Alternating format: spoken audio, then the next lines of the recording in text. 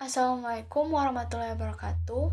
Saya Ova Alpia dari Prodi BKPI kelas 1B dengan NIM 2510207003.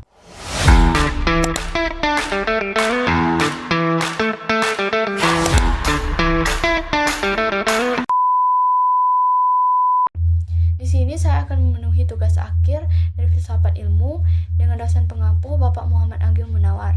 Di sini saya akan membahas materi tentang filsafat humanisme Abraham Maslow.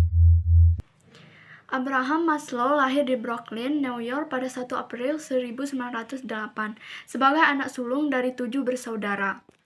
Pengalaman masa kecilnya sebagai minoritas Yahudi di lingkungan non-Yahudi membentuk sensitivitas sosial dan kemanusiaannya. Dalam perjalanan akademiknya, Maslow sempat tertarik pada behaviorisme dan melakukan penelitian terhadap kera. Namun, seiring berkembangnya pemikiran dan pengalaman hidup, termasuk kelahiran anak pertamanya, Maslow mulai mengkritisi behaviorisme karena dianggap tidak mampu menjelaskan kompleksitas emosi dan makna kehidupan manusia. Pengalaman akademik, sosial, dan kultural Maslow terhadap penelitiannya pada masyarakat Indian Blackfoot memperkuat keyakinannya bahwa agresivitas dan destruktivitas manusia bukanlah kodrat alamiah, melainkan produk peradaban dan lingkungan sosial. Adapun psikologi humanistik merupakan aliran ketiga dalam psikologi setelah psikoanalisis dan behaviorisme. Aliran ini menekankan bahwa manusia memiliki dorongan bawaan untuk berkembang dan mewujudkan potensi dirinya. Maslow mengkritik pendekatan psikologi yang hanya meneliti individu dengan gangguan mental. Menurutnya, pemahaman tentang manusia seharusnya didasarkan pada individu yang sehat dan berfungsi secara optimal. Oleh karena itu, ia menekankan konsep kebutuhan universal yang mendorong manusia menuju pertumbuhan dan aktualisasi diri. Yang kedua ada teori hierarki kebutuhan Abraham Maslow. Menyatakan bahwa kebutuhan manusia tersusun secara bertingkat dan saling berkaitan. Pemenuhan kebutuhan dilakukan secara berurutan dari tingkat paling dasar hingga tingkat tertinggi. Yang pertama ada kebutuhan fisiologis, merupakan kebutuhan paling dasar yang mencakup makan, minum, tidur, dan kebutuhan biologis lainnya. Kebutuhan ini menjadi fondasi utama karena tanpa pemenuhannya manusia tidak dapat melanjutkan ke tahap kebutuhan berikutnya. Yang kedua ada kebutuhan keamanan setelah kebutuhan fisiologis terpenuhi. Manusia membutuhkan rasa aman, stabilitas, perlindungan, dan kepastian hidup. Kebutuhan ini mencakup keamanan fisik maupun psikologis, serta bebas dari rasa takut dan kecemasan. Yang ketiga ada kebutuhan kasih sayang dan rasa memiliki pada tahap ini. Manusia membutuhkan hubungan sosial, cinta, afeksi, dan penerimaan dari lingkungan, seperti keluarga dan masyarakat. Maslow menegaskan bahwa kebutuhan ini baru muncul secara dominan setelah kebutuhan dasar dan keamanan terpenuhi. Yang keempat ada kebutuhan penghargaan. Kebutuhan ini terbagi menjadi dua, yaitu penghargaan terhadap diri sendiri atau kepercayaan diri, kompetensi, dan kemandirian. Yang keduanya ada pengakuan status sosial dan prestise. Pemenuhan kebutuhan ini berkontribusi pada pembentukan harga diri yang sehat. Yang kelima ada kebutuhan aktualisasi diri. Aktualisasi diri merupakan puncak hierarki kebutuhan manusia.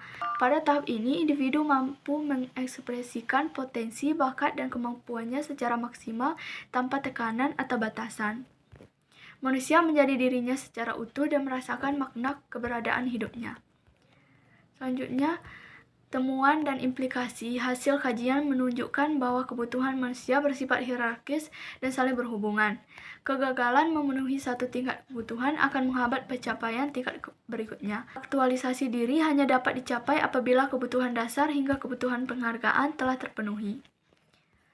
Teori Maslow memberikan kontribusi besar dalam memahami manusia sebagai makhluk yang tidak hanya berorientasi pada pemenuhan materi, tetapi juga pada pencarian makna dan realisasi potensi diri.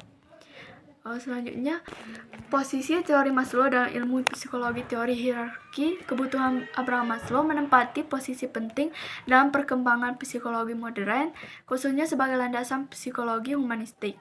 Maslow menolak reduksionisme psikologi sebelumnya yang hanya menekankan dorongan bawah sadar atau psikoanalisis atau perilaku yang dapat diamati.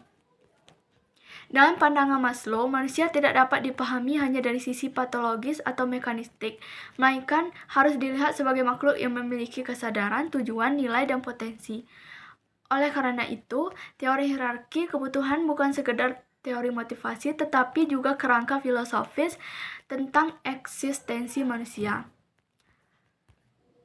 Adapun konsep D needs dan B needs, Maslow membedakan kebutuhan manusia menjadi dua kategori, yaitu deficiency needs. Kebutuhan ini muncul akibat kekurangan atau ketidakcukupan, termasuk di dalamnya kebutuhan fisiologis, kebutuhan keamanan, kebutuhan kasih sayang, kebutuhan penghargaan.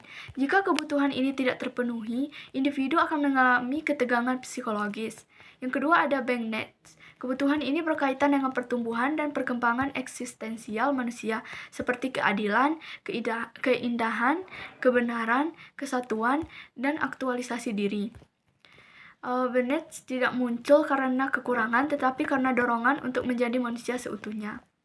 Selanjutnya, hierarki kebutuhan sebagai proses dinamis Maslow menegaskan bahwa hierarki kebutuhan bukanlah sistem yang kaku, melainkan bersifat dinamis. Artinya, setiap individu dapat memiliki prioritas kebutuhan yang berbeda tergantung kondisi sosial, budaya, dan psikologisnya.